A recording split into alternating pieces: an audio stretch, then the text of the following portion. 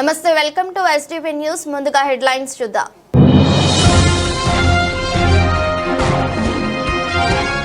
స్వర్ణాంధ్ర 2047 కంటే ముందు 2029 నాటికి సాధించాల్సిన లక్ష్యాలపై కలెక్టర్ల సదస్సు.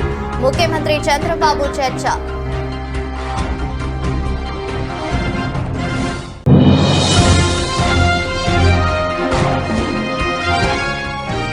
సత్యవర్ధన్ కిడ్నాప్ కేసులో నిందితుడు వైఎస్ఆర్సీపీ నేత వల్లభనేని వంశీకి రిమాండ్. విజయవాడ ఎస్సీ ఎస్టీ ప్రత్యేక కోర్టు ఉత్తర్వులు జారీ.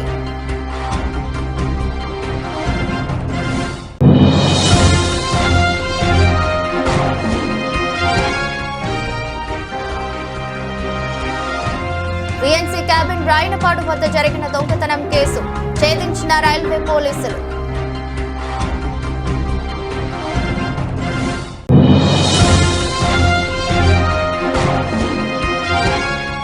తెలంగాణ, తమిళనాడు, కర్ణాటక రాష్ట్రాలతో పోలిస్తే ఆంధ్రప్రదేశ్లో పెట్రోల్, డీజిల్ ధరలు అధికంగా ఉన్నాయి. ఏపీ కాంగ్రెస్ అధ్యక్షురాలు వైఎస్ షర్మిల ధ్వజం. స్వర్ణాంధ్ర 2047 కంటే ముందు 2029 నాటికి సాధించాల్సిన లక్ష్యాలపై కలెక్టర్ల సదస్సులో ముఖ్యమంత్రి చంద్రబాబు చర్చించారు. 2029 నాటికి 29.29 లక్షల కోట్ల రాష్ట్ర స్థూల ఉత్పత్తి సాధన లక్ష్యంగా కార్యాచరణ రూపొందించారు. దీనికోసం వచ్చే 5 ఏళ్లలో 40.43 లక్షల కోట్లు అవసరం అవుతాయని అంచనా వేశారు. సర్వీసు రంగం ద్వారా 19.52 లక్షల కోట్ల మేర పెట్టుబడులు వస్తాయని స్పష్టం చేశారు. పరిశ్రమల రంగం ద్వారా 11.9 లక్షల కోట్ల మేర పెట్టుబడులు వచ్చే అవకాశం ఉంది. వ్యవసాయం, అనుబంధ రంగాల ద్వారా 5.85 లక్షల కోట్ల మేర పెట్టుబడులు వస్తాయని అంచనా వేశారు. రాష్ట్రంలో జరుగుతున్న అభివృద్ధి, సంక్షేమం, పాలనలో మార్పులు, ప్రజలు ఎదుర్కొంటున్న సమస్యలు, భవిష్యత్ ప్రణాళికలు, ఏ జిల్లాలో పరిస్థితి ఎలా ఉంది అనే అంశాలపై రాష్ట్ర ముఖ్యమంత్రి చంద్రబాబు అధ్యక్షతన కలెక్టర్ల సదస్సు నిర్వహించారు. ఈ సదస్సుకు 26 జిల్లాల కలెక్టర్లు పాల్గొని ఆయా జిల్లాల్లో స్థితిగతులు, గతంలో ఉన్న పరిస్థితులు, ఎన్డీఏ కూటమి ప్రభుత్వం అధికారంలోకి వచ్చిన తర్వాత సాధించిన ప్రగతి, పురోగతిపై పవర్ పాయింట్ ప్రెజెంటేషన్లు చేసి సీఎంకు వివరించారు. ఈ సమావేశానికి రాష్ట్ర మంత్రులు, చీఫ్ సెక్రటరీ, అన్ని శాఖల ముఖ్య అధికారులు పాల్గొన్నారు.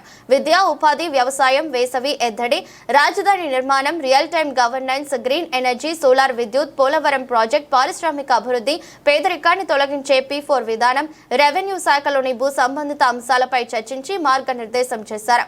కలెక్టర్లు ప్రజలపై పెత్తనం సాధించడం కాకుండా ప్రజల మన్ననలు పొందేలా పాలన సాగించాలని సీఎం సూచించారు. కూటమి ప్రభుత్వం పోలవరం ప్రాజెక్టు నిర్మాణానికి ఎంత ప్రాధాన్యత ఇస్తుందో, ప్రాజెక్టు కోసం తమ విలువైన భూములు, ఆస్తులు, ఇల్లు త్యాగం చేస్తున్న నిర్వాసితుల క్షేమం కూడా అంతే ముఖ్యమని అన్నారు మంత్రి నిమ్మల రామానాయుడు. అమరావతి సచివాలయంలో పోలవరం నిర్వాసితులకు అందాల్సిన పరిహారం, పునరావాసంపై అధికారులతో సమీక్ష నిర్వహించారు.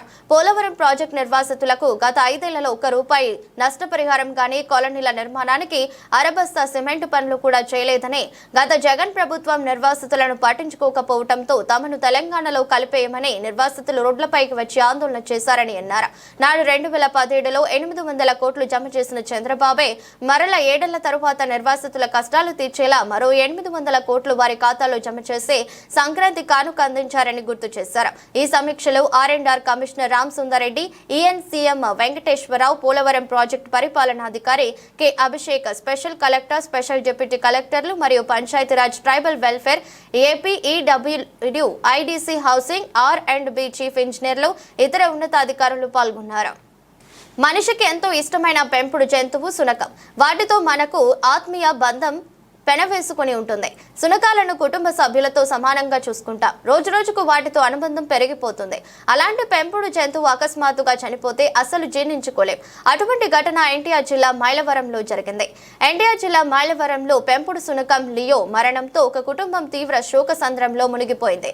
మైలవరంలో నివాసం ఉంటున్న బాబురావు కుటుంబం సంవత్సరం క్రితం 13,000కి లియోని హైదరాబాద్ నుండి కొనుక్కొచ్చి పెంచుకుంటున్నారు. 3 రోజుల క్రితం జ్వరం రావడంతో మైలవరం పశువులు ఆసుపత్రి చికిత్స కోసం లియోని కుటుంబ సభ్యులు తీసుకెళ్లారు. వైద్యుల సూచనతో మెరుగైన వైద్యం కోసం విజయవాడ తీసుకెళ్లి చికిత్స చేసినప్పటికీ 107 జ్వరంతో మంగళవారం రాత్రి 9 గంటల సమయంలో మృతి చెందింది.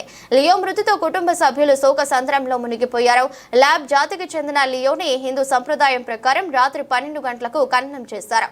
శునకం చుట్టూ చేరి పిల్లలు ఏడుస్తుండటంతో ఇరుగు పొరుగు వారి కళ్లు చెమర్చాయి. కాగా 11వ రోజు లియోకు దినకర్మ కాండలు నిర్వహించాలని కుటుంబ సభ్యులు నిర్ణయించారు. మనుషులు మనుషులకు ఏదైనా జరిగితేనే పట్టించుకొని ఈ రోజుల్లో మూగజీవి పట్ల ఆ కుటుంబం పెంచుకున్న అనురాగాన్ని స్థానికులు హర్షిస్తున్నారు. 2025 విజయదశమి నుంచి 2026 విజయదశమి మధ్య రాష్ట్రీయ స్వయం సేవక్ సంఘం 100 ఏళ్ల ఉత్సవాలు నిర్వహిస్తున్నట్లు ఆర్ఎస్ఎస్ ఆంధ్రప్రదేశ్ ప్రాంత సంఘ సంచాలకులు నాగారెడ్డి హరికుమార్ రెడ్డి, ఆర్ఎస్ఎస్ ఆంధ్ర ప్రాంత ప్రచార ప్రముఖ భయ్య శ్రీనివాస్ తెలిపారు. విజయవాడలోని ఆర్ఎస్ఎస్ రాష్ట్ర కార్యాలయంలో నిర్వహించిన విలేకరుల సమావేశంలో హరికుమార్ రెడ్డి శ్రీనివాసులు మాట్లాడుతూ 100 సంవత్సరాల వేడుకల నిర్వహణ ప్రణాళికను వివరించారు. 2025 విజయదశమితో రాష్ట్రీయ స్వయం సేవక సంఘ్ 100 సంవత్సరాలు పూర్తి చేసుకుంటుందని, దేశంలో 1 కోటి మందికి పైగా ఆర్ఎస్ఎస్ స్వయం సేవకులు ఉన్నారని వివరించారు. సర్వవ్యాప్తి సర్వస్పర్శి లక్ష్యంగా ఆర్ఎస్ఎస్ ముందుకు సాగుతుందన్నారు. ఆర్ఎస్ఎస్ లో చేరే వారిలో యువకుల సంఖ్య సైతం గణనీయంగా నానాటికి పెరుగుతుందని ఇది శుభసూచికమన్నారు. 2025 మార్చి 13 గణాంకాల ప్రకారం 51,570 ప్రదేశాల్లో 83,129 శాఖలు నిర్వహిస్తుందని చెప్పారు. 100 ఏళ్ల ఆర్ఎస్ఎస్ వేడుకలు పూర్తయ్యే నాటికి ఆర్ఎస్ఎస్ ను మరింత బలోపేతం చేసే దిశగా కార్యాచరణతో ముందుకు సాగుతున్నామని వివరించారు. ఈ శతాబ్ది సంవత్సరంలో ప్రతి చోట విజయదశమి ఉత్సవాలు ఆర్ఎస్ఎస్ 100 ఏళ్ల ఉత్సవాలు నిర్వహించనున్నట్లు చెప్పుకొచ్చారు. 1925 మొదలైంది, 2025కి వచ్చి 100 సంవత్సరాలు అవుతుంది. దాని సందర్భంగా విశేషమైన కార్యక్రమాలుగా ఇప్పుడు దాకా శాఖలు ఎంతవరకు ఉన్నాయి ఇవన్నీ కూడా చర్చ జరిగింది. వాటి మీద 13 మార్చి 13 లెక్కల ప్రకారం 51,570 ప్రదేశాల్లో 83,125 శాఖలు రోజు జరుగుతున్నాయి. అట్నే 32,147 సాప్తాహిక మేళలు వారానికి ఒక రోజు జరుగుతుంటాయి శాఖలు, అవి వారానికి ఒక రోజు జరిగేవి. అలాగే 12,091 సంఘ మండలాలు అంటే నెలకొకసారి శాఖలు జరుగుతుంటాయి. ఆ రకంగా మొత్తం కలిపి ప్రతి వారం జరిగేవి కానీ ప్రతి నెలలో జరిగేవి కానీ కలిపి 1,27,367 స్థలాల్లో శాఖలు జరుగుతున్నాయండి. గత 3 సంవత్సరాలుగా ఏదైతే అంతమంది జిల్లాలు, దాని తర్వాత ఖండాలు అనుకుంటున్నాం, దాని తర్వాత మండలాలు అంటే 5-6 ఊర్లు కలిపి ఒక మండలం అంటాం. ఆ రకంగా దేశాన్ని మొత్తం 58,981 గ్రామీణ మండలాలుగా విభజించుకున్నాం దేశం మొత్తం మీద. వాటిల్లో 30,712 మండలాల్లో శాఖలు, ప్రతిరోజు శాఖలు 9,200 మండలాల్లో వారానికి ఒక రోజు 39,917 మండలాల్లో శాఖలు జరుగుతున్నాయండి. అలాగే పరంపూరి సరసంఘచాలకుల పూర్తి మేరకు ఇదైతే 2 సంవత్సరాలు పనిచేయడానికి పూర్తి సమయం ఇచ్చి ఇల్లు వదిలేసి పనిచేయడానికి వచ్చినటువంటి స్వయం సేవకుల సంఖ్య 2,453 మంది స్వయం సేవకులు ఈ 2 సంవత్సరాలు పనిచేయడానికి ఇల్లు వదిలేసి వచ్చి పనిచేస్తున్నారు. ఆ రకంగా సంఘ విస్తరణ కోసం, ఏకీకరణ కోసం వాళ్ళు 2 సంవత్సరాలు పూర్తి సమయంగా ఇల్లు వదిలేసి వచ్చి మనం ఎక్కడ చెప్తే, సంఘం ఎక్కడ చెప్తే అక్కడ పనిచేయడానికి వాళ్ళు సిద్ధంగా అయ్యి వచ్చారు, పనిచేస్తున్నారట. ఆంధ్రప్రదేశ్లో ఈ ఏడాది 2,339 స్థలాల్లో సంఘ పని జరుగుతుంది. వీటిలో 990 శాఖా స్థలాల్లో 15,059 శాఖలు ప్రతిరోజు. ఆర్ఎస్ఎస్ ప్రాంత ప్రచార ప్రముఖ అంటే సంఘ భాషలో ప్రచార ప్రముఖ అంటారు, మీ అందరి మీడియా భాషలో స్టేట్ మీడియా ఇన్ఛార్జిగా ఉంటున్నాను. ఇందాక పెద్దలు మానే సంఘచాలక్ గారు చెప్పినట్టు రాష్ట్రీయ స్వయం సేవక్ సంఘ్ ప్రారంభించి 100 సంవత్సరాలు 1925 విజయదశమికి పూర్తవుతుంది. గత 3 సంవత్సరాలుగా రాబోయే శతాబ్ది సంవత్సరంలో ఏమి చేయాలి అనేది పెద్ద ఎత్తున చర్చ జరుగుతూ ఉన్నది అంతర్గతంగా. దానిలో నిర్ణయం ఏం తీసుకున్నామంటే 2025 దసరా నుంచి 2026 దసరా వరకు రాష్ట్రీయ స్వయం సేవక్ సంఘ్ శతాబ్ది ఉత్సవాలు జరుపుకోబోతున్నది. ఇప్పుడు దాకా సుమారుగా 1 కోటి మంది స్వయం సేవకులు ఉన్నారు. 1,00,000 పైబడిన గ్రామాల్లో శాఖలు జరుగుతున్నాయి, కార్యయుక్తగా ఉన్నాయి అని చెప్పి మీకు మొత్తం స్టాటిస్టిక్స్ చెప్పడం జరిగింది, మీకు కూడా అందిస్తాము. ఈ శతాబ్ది సంవత్సరం సందర్భంగా రాష్ట్రీయ స్వయం సేవక్ సంఘ్ ఏం చేయాలి అనేది ఒక నిర్ణయం చేయడం జరిగింది. దానికి 5 లక్ష్యాలు మేము మా ముందు పెట్టుకొని మా పెద్దలు మార్గనిర్దేశం చేశారు.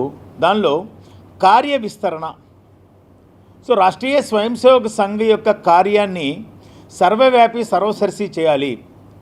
దేశం మొత్తం పైన ప్రతి మూలమూలన, నగరాల్లో ప్రతి బస్తీలో, అదేవిధంగా మండలాల్లో ప్రతి గ్రామంలో, పంచాయతీ గ్రామమే కాకుండా ప్రతి మారుమూల గ్రామంలో కూడా సంఘ కార్యాన్ని విస్తరణ చేయాలి అనేది ఒక లక్ష్యంగా పెట్టుకొని శతాబ్ది సంవత్సరం ముందుకు పోబోతున్నాము.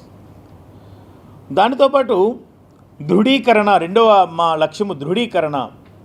ఇప్పుడు దాకా ఏదో కార్య విస్తరణ జరిగిందో, రాబోయే రోజుల్లో ఏదైతే కార్య విస్తరణ చేయాలనుకుంటున్నామో ఆ కార్యక్రమం, ఆ విస్తరణని దృఢీకరణ చేయాలి, కన్సాలిడేట్ చేయాలి ఆ పనిని. దానితో పాటు ఈ రెండు సాధించే క్రమంలో సజ్జన శక్తి జాగరణ. సో రాష్ట్రీయ స్వయం సేవక్ సంఘంతో పాటు ఈ సమాజంలో అనేక మంది సజ్జనులు ఉన్నారు. ఆ సజ్జనులంతా కూడా కలిసి ఆ శక్తిని కూడా కలుపుకొని, సజ్జన శక్తిని జాగరణ చేయించి ఆ శక్తిని కూడా కలుపుకొని మేము ముందుకు పోవాలనేది ఒక నా మూడో లక్ష్యంగా పెట్టుకున్నాము. నాలుగో లక్ష్యము టు బిల్డప్ ఎ నేరేటివ్. జాతీయవాద అనుకూల శక్తుల నేరేటివ్ని, కథనాన్ని సమాజంలో సృష్టించి సమాజాన్ని చైతన్యపరిచే విధంగా, అదేవిధంగా జాతీయవాదుల వ్యతిరేకంగా రాష్ట్రీయ స్వయం సేవక్ సంఘ్ ఆలోచనలతో పనిచేస్తున్న వివిధ క్షేత్రాలకు వ్యతిరేకంగా నడుస్తున్నటువంటి కథనాలని, నేరేటివ్లకి సరైన సమాధానం చెబుతూ సమాజంలో ఒక సకారాత్మకమైన వాతావరణాన్ని సృష్టించే దానికోసం కథనం, నేరేటివ్ను ఒక లక్ష్యంగా. ఐదవది, ఇన్ని చేస్తున్నాము, 100 సంవత్సరాలుగా రాష్ట్రీయ స్వయం సేవక్ సంఘ్ పనిచేస్తున్నది, మరి సమాజంలో ఏం పరివర్తన తీసుకొని వచ్చాము? కాబట్టి సమాజంలో పరివర్తన తీసుకొని వచ్చినప్పుడే కదా సంఘం చేస్తున్నటువంటి పనికి సార్థకత వస్తుంది. ఇప్పుడు ఆ దిశలో పంచ పరివర్తన అని చెప్పి 5 తమిళనాడు, కర్ణాటక రాష్ట్రాలతో పోలిస్తే ఆంధ్రప్రదేశ్లో పెట్రోల్, డీజిల్ ధరలు అధికంగా ఉన్నాయని ఏపీ కాంగ్రెస్ అధ్యక్షురాలు వైఎస్ షర్మిల ధ్వజమెత్తారు. పెట్రోల్, డీజిల్ మీద పన్నుల తగ్గింపుపై టీడీపీ, వైసీపీ పార్టీలవి నీచ రాజకీయాలని ఏపీ కాంగ్రెస్ అధ్యక్షురాలు వైఎస్ షర్మిల విమర్శించారు. ప్రతిపక్షంలో ఒక మాట, అధికార పక్షంలో మరో మాట. గత 10 ఏళ్లుగా ఈ రెండు పార్టీల ప్రభుత్వాలు చేసింది దారి దోపిడీ తప్ప మరొకటి కాదని మండిపడ్డారు. వ్యాట్ పేరుతో ఏ రాష్ట్రంలో లేనంతగా ప్రజలపై పన్నుపాటు విధించారని ఆరోపించారు. దేశంలోనే అత్యధిక పన్నులు వేసిన రాష్ట్రంగా ముందు వరుసలో పెట్టి రాష్ట్ర ప్రజానికాన్ని లూటీ చేశారని షర్మిల మండిపడ్డారు. ప్రస్తుతం ఆంధ్రప్రదేశ్లో లీటర్ పెట్రోల్ ధర 109.60, డీజిల్ ధర 97.47గా ఉందన్నారు. పొరుగు రాష్ట్రాలైన తమిళనాడులో పెట్రోల్ 100.86, డీజిల్ 92.39, కర్ణాటకలో పెట్రోల్ ధర 102.90, డీజిల్ 88.99, తెలంగాణలో పెట్రోల్ 107.46, డీజిల్ 95.70గా ఉన్నాయన్నారు. ఈ లెక్కల ప్రకారం ఏప్రిల్ పెట్రోల్, డీజిల్ ధరలు ఇతర రాష్ట్రాల కంటే ఎక్కువగా ఉన్నాయని స్పష్టమవుతుందని షర్మిల వివరించారు. సత్యవర్ధన్ కిడ్నాప్ కేసులో నిందితుడు వైఎస్ఆర్సీపీ నేత వల్లభనేని వంశీకి రిమాండ్ పొడిగిస్తూ విజయవాడ ఎస్సీ/ఎస్టీ ప్రత్యేక కోర్టు ఉత్తర్వులు జారీ చేసింది. రోవైపు గన్నవరం టీడీపీ కార్యాలయంపై దాడి కేసులో వంశీ దాఖలు చేసిన పిటిషన్పై సిఐడి కోర్టు విచారణ జరిపింది. ఇరు వర్గాల వాదనలు విన్న న్యాయస్థానం తీర్పు రిజర్వ్ చేసింది. తనకు జైలులో ఫైబర్ కుర్చీ వేసుకునేందుకు అనుమతించాలని న్యాయమూర్తిని వంశీ కోరారు. సత్యవర్ధన్ కిడ్నాప్ కేసులో నిందితుడు వైఎస్ఆర్సీపీ నేత వల్లభనేని వంశీకి రిమాండ్ పొడిగిస్తూ విజయవాడ ఎస్సీ/ఎస్టీ ప్రత్యేక కోర్టు ఉత్తర్వులు జారీ చేసింది. నేటితో వంశీ రిమాండ్ గడువు ముగియనుండటంతో విజయవాడ జిల్లా జైలు నుంచి వంశీని ఎస్సీ/ఎస్టీ కోర్టుకు తరలించారు. ఆయనతో పాటు ఈ కేసులో ఉన్న 4 నిందితులను కూడా కోర్టులో హాజరుపరిచారు. నిందితులు అందరికీ ఏప్రిల్ 8వ తేదీ వరకు రిమాండ్ పొడిగిస్తూ ఎస్సీ/ఎస్టీ కోర్టు ఆదేశించింది. తనకు జైలులో ఫైబర్ కుర్చీ వేసుకునేందుకు అనుమతించాలని న్యాయమూర్తిని వంశీ కోరారు. తన బ్యారెక్ లో ఒంటరిగా ఉంటున్నారని, ఆరోగ్య సమస్యలతో ఇబ్బందులు పడుతున్నారని వంశీ అన్నారు. తన సహచర ఖైదీల్లో ఒకరిని తన బ్యారెక్ లో ఉండేందుకు అనుమతించాలని న్యాయమూర్తిని కోరారు. కుర్చీ ఇచ్చే అంశాన్ని పరిశీలించి నిర్ణయం తీసుకుంటామని న్యాయమూర్తి తెలిపారు.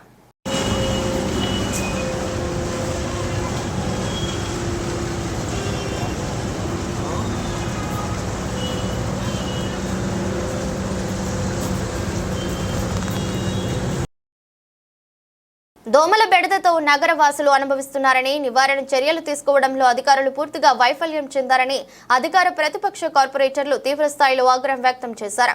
నగరంలోని 64 డివిజన్లు చంటి బిడ్డల నుంచి వృద్ధులు సైతం అనారోగ్య పాలవుతున్నారని, రాత్రి సమయాల్లో దోమల కంటి మీద కొనుకు లేకుండా చేస్తున్నాయని తెలిపారు. నగరవాసులు దోమలతో అల్లాడిపోతున్నారని ఆవేదన వ్యక్తం చేశారు. దోమల నివారణకు చల్లే పిచికారి ఏ మాత్రం పని చేయడం లేదని, సిబ్బంది దోమలు పెరగడానికి పిచికారి చల్లుతున్నారో అర్థం కావటం లేదని కార్పొరేటర్లు పెదవి విరిచారు. డివిజన్లలో పర్యటిస్తుంటే ప్రజలు మాపై తిరుగుబాటు యుద్ధం చేస్తున్నారని కార్పొరేటర్లు ఆవేదన వ్యక్తం చేశారు. దోమల బెడదతో నివారణకు ప్రత్యేక డ్రైవ్లు నగరవాసులకు రక్షణ కల్పించాలని మేయర్ రాయన భాగ్యలక్ష్మి కమిషనర్ ధ్యానచంద్రను ఆదేశించారు. 29 అధ్యక్ష ప్రతిపాదన ఆమోదించడమైనది. 10వ వార్డులో హెచ్టీ లైన్ కింద ఉన్నటువంటి ఈ రోడ్డు 80 అడుగులు కాదండి, దాదాపు సత్యబాబు గారిదే, మా ఎవరు రావు. సరే అధ్యక్ష, విజయవాడ నగరపాలక సంస్థకి ఎందుకంటే ఈ దోమలతో మనకి ఎంత ఇబ్బంది అంటే 93 నుంచి 97 దాకా కూడా మలేరియా చాలా ఎక్కువ ఉండేది. ఫ్యాల్సిఫారం స్పీషియస్ మనకి ఎక్కువ ఉంటాయి, వైవాక్స్ ఉండదు, చాలా డెత్లు కూడా వచ్చాయి మనకి. అదేవిధంగా 2010లోకి వచ్చేసరికి డెంగ్యూ విజయవాడ నగరాన్ని బాగా ఎక్కువ ఇబ్బంది పెట్టింది. రాజీవ్ నగర్లో ఆ రోజు మనం కార్పొరేషన్ తరఫున అక్కడ హెల్త్ సెంటర్ పెట్టినప్పుడు వాళ్ళందరికీ కూడా నేనే ఫ్రీ ఆఫ్ కాస్ట్ వాళ్ళందరికీ ఇన్వెస్టిగేషన్ చేయడం జరిగింది. ఆ రోజున్న ప్రిన్సిపల్ సెక్రటరీ గారు కూడా అప్రిషియేట్ చేశారు. ఎందుకు చెప్తున్నానంటే అక్కడి నుంచి మలేరియా డెంగ్యూ ఎరాడికేట్ అయ్యింది. మనకి ఇందాక బయాలజిస్ట్ గారు చెప్పినట్టు కుక్కలు, పందులు, కోతులు, ఆవులు, దోమలు, ఇది విజయవాడ సంపద అనుకుంటామో లేకపోతే సామ్రాజ్యం అనుకుంటామో తెలియదు, కానీ అన్ని రకాల ప్రాబ్లమ్స్ అన్ని డివిజన్లోనే ఉన్నాయి. ఇది మీ ఇందాక స్ట్రీట్ వెండర్స్ అందరూ వేస్తున్నారని ప్రతి ఒక్క స్ట్రీట్ వెండర్కి మనం వార్నింగ్ ఇవ్వాలా, అలా బిల్ మెయింటైన్ చేయాలా, ఈవినింగ్ అయ్యేసరికి లేకపోతే మార్నింగ్ అయ్యేసరికి అది చెత్త వాళ్ళు ఇచ్చేలా పే చేయిస్తున్నారు. కానీ ఎక్కడో ఒక దగ్గర చేయిస్తున్నారు, ప్రాపర్గా జరగటం లేదు. ప్రాపర్గా జరగకపోతే మాత్రం మీ మీద యాక్షన్ తీసుకోవాల్సి వస్తుంది. బయాలజిస్ట్ గారు మేడం, మీ మీద యాక్షన్ తీసుకోవాల్సి వస్తుంది. Okay madam, okay. గౌరవ కార్పొరేటర్ గారు చెప్పిన విధంగా అధ్యక్ష సంతకం ఎవరు కార్పొరేటర్లు ఇక్కడ పెట్టి లేదండి, ఎవరి దగ్గరికి వెళ్ళటం లేదు మీ వాళ్ళు. అధ్యక్ష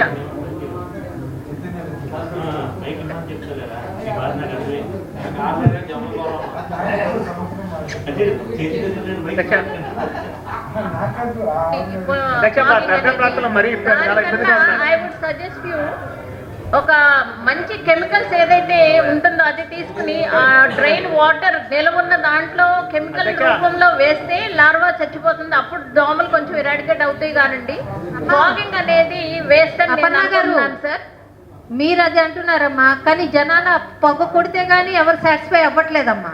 అలా వాస్తవంగా పొగ కొట్టడం వల్ల పడుకున్న దోమ కూడా లేచి మన ఇంట్లోకి వచ్చేస్తుంది, కానీ సాటిస్ఫై జనాలు అవ్వటం లేదు మేడం. ప్రజలు సాటిస్ఫై అవ్వటం లేదు. మా పొగ రాలేదు, మా సొంతలోకి పొగ రాలేదు అని అడిగే వాళ్ళు ఉన్నారు చాలా మంది. అవునండి, కానీ అది అసలు దాంట్లో కొంచెం అవేర్నెస్ కూడా తీసుకురావాల్సి ఉంటుంది అనుకుంటున్నా.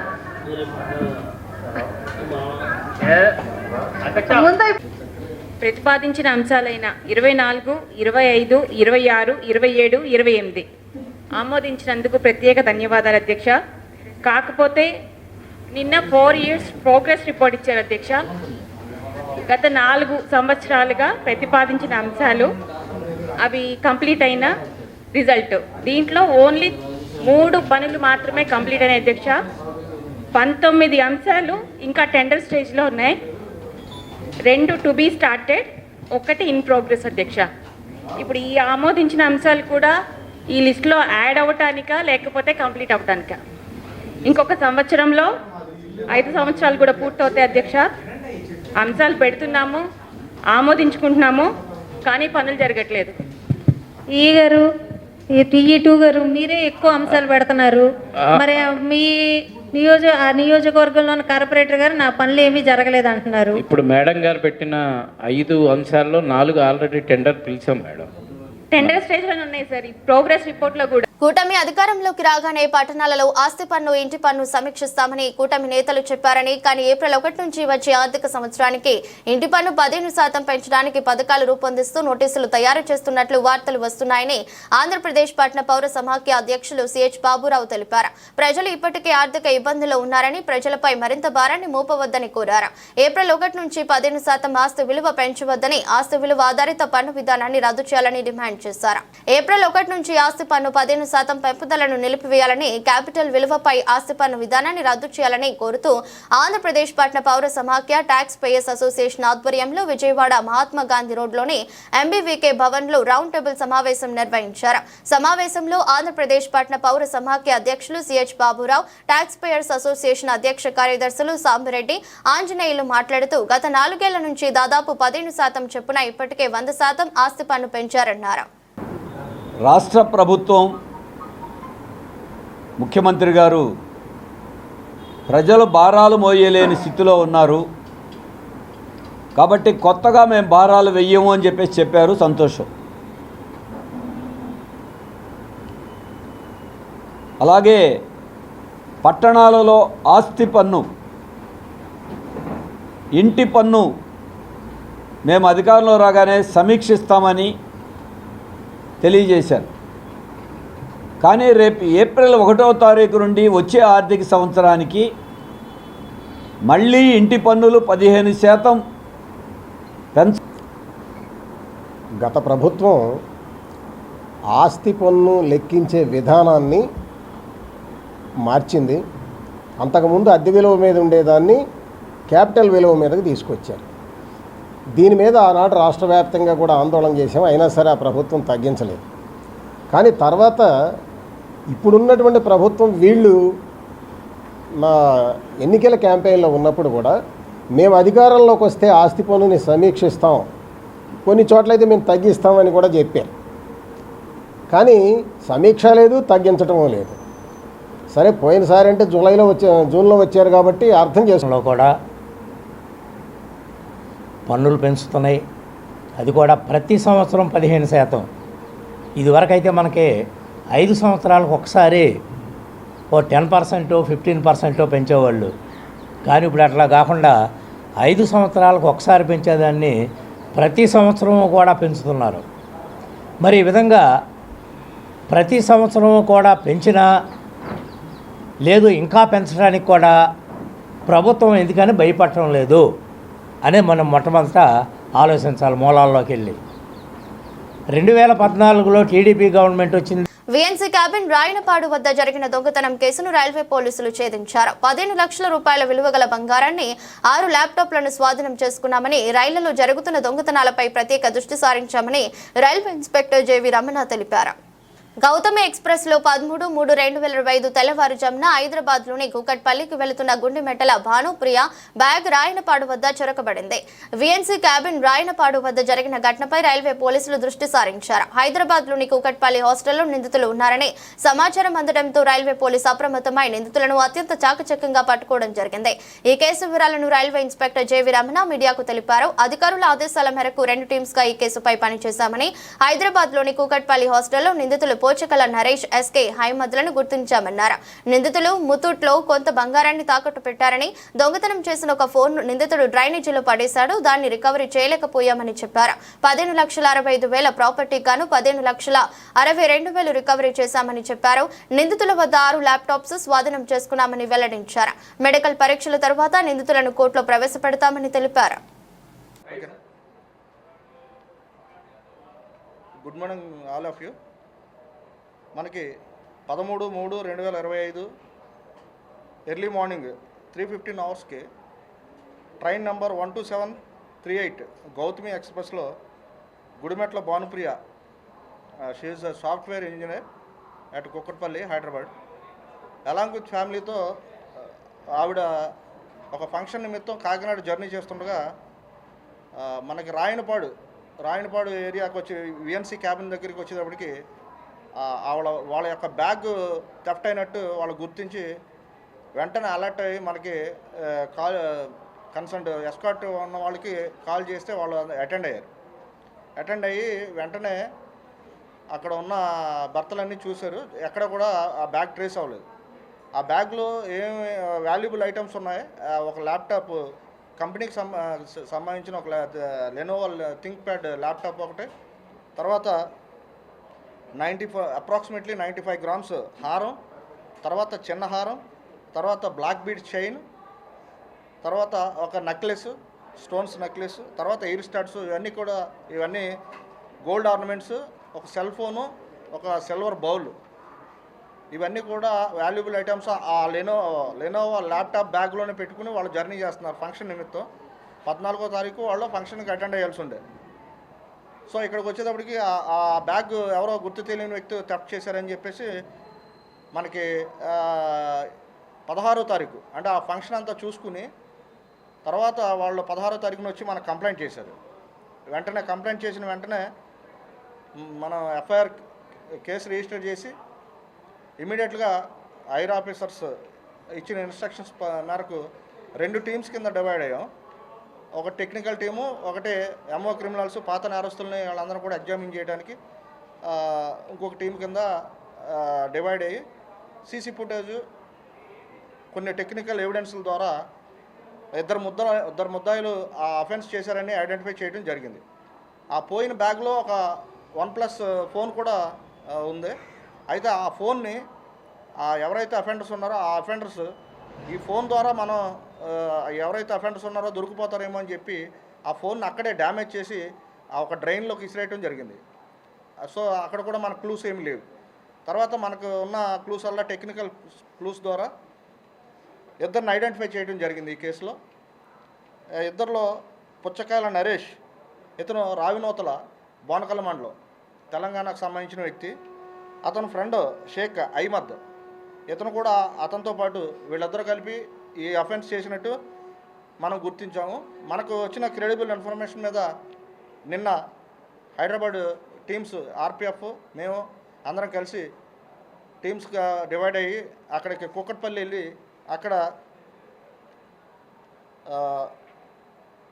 రాఘవేంద్ర మెన్స్ హాస్టల్ దగ్గర బయట ఉన్న ఒక 2 వ్యక్తుల్ని అలాంగ్ విత్ మీడియాస్తో మధ్యవర్తులను తీసుకుని అక్కడికి వెళ్తే మమ్మల్ని చూసి 2 పారిపోయారు. వాళ్ళిద్దరినే మేము అప్రహెండ్ చేసి అసలు వాళ్ళు ఎవరో ఏంటి అని వివరాలు అడిగితే వాళ్ళ పేర్లు, ఒక పేరు వచ్చి పుచ్చకాయల నరేష్ అని, రెండో పేరు వచ్చేసి షేక్ అహ్మద్ అని. వీళ్ళిద్దరూ కూడా బోనకల్ మండలం రావినోతలకు సంబంధించిన గ్రామానికి సంబంధించిన 2 వ్యక్తులుగా గుర్తించడం అయింది. ఈ వీళ్ళతో పాటు ఐబిఎంకి సంబంధించిన ఐబిఎం అని బ్యాగ్ ఒకటి, దాంట్లో ఇతను పుచ్చకాయల నరేష్ దగ్గర గుర్తించడం జరిగింది. ఆ బ్యాగ్లో లెనోవో ల్యాప్టాప్ ఒకటి ఉంది, అలాగే సిల్వర్ బౌల్ ఒకటి ఉంది, ఆర్నమెంట్స్ కొన్ని ఈ గోల్డ్ వస్తువులన్నీ కూడా కొన్ని ఇతని దగ్గర ఉండటం జరిగింది. షేక్ అహ్మద్ అన్న అతని దగ్గర కూడా ఒక చిన్న హారం అతని జేబులో డిటెక్ట్ చేయడం జరిగింది. ఇంకా మిగతా గోల్డ్ ఎక్కడ పెట్టారు ఏంటని మేము ఇంకా ఎంక్వైరీ చేస్తే వాళ్ళు కూకట్పల్లి ముత్తూట్ ఫిన్ కార్ప్స్ అనే ఒక ఫైనాన్స్, ముత్తూట్ ఫైనాన్స్లో కుదువ పెట్టారు. ఒక 60 గ్రామ్స్కి black bead chain and stones, necklace, ear studs ఇవన్నీ కూడా అక్కడ తాకట్టు పెట్టామని చెప్పారు.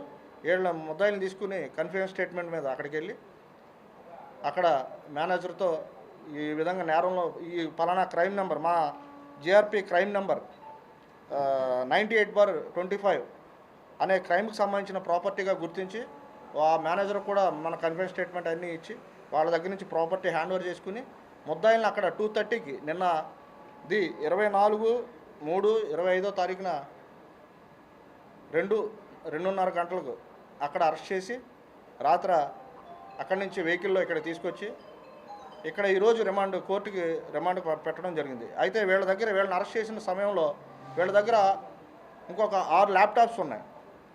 6 ల్యాప్టాప్స్ కూడా అవి ఎక్కడివి ఏంటి అనేది వెరిఫై చేయాల్సి ఉంది. అవి కూడా వెరిఫై చేసి కన్సర్న్ ఎవరైతే విక్టిమ్స్ ఉన్నారో వాళ్ళకి అందించడం జరుగుతుంది.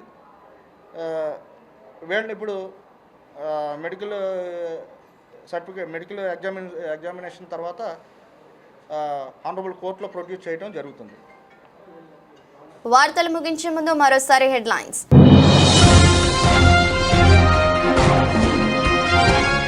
స్వర్ణాంధ్ర 2047 కంటే ముందు 2029 నాటికి సాధించాల్సిన లక్ష్యాలపై కలెక్టర్ల సదస్సు, ముఖ్యమంత్రి చంద్రబాబు చర్చ.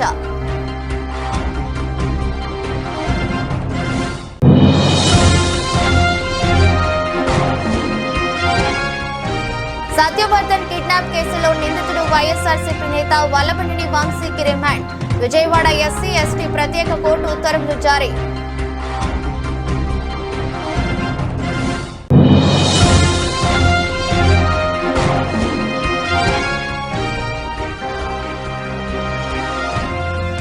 క్యాబిన్ రాయనపాడు వద్ద జరిగిన దొంగతనం కేసు ఛేదించిన రైల్వే పోలీసులు.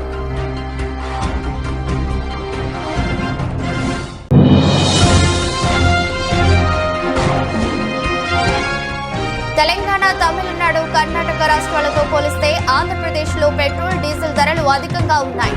ఏపీ కాంగ్రెస్ అధ్యక్షురాలు వైఎస్ షర్మిల ధ్వజం. ఇది బులెటిన్. మరో బులెటిన్లో మళ్ళీ కలుద్దాం. అంతవరకు సెలవు. నమస్కారం.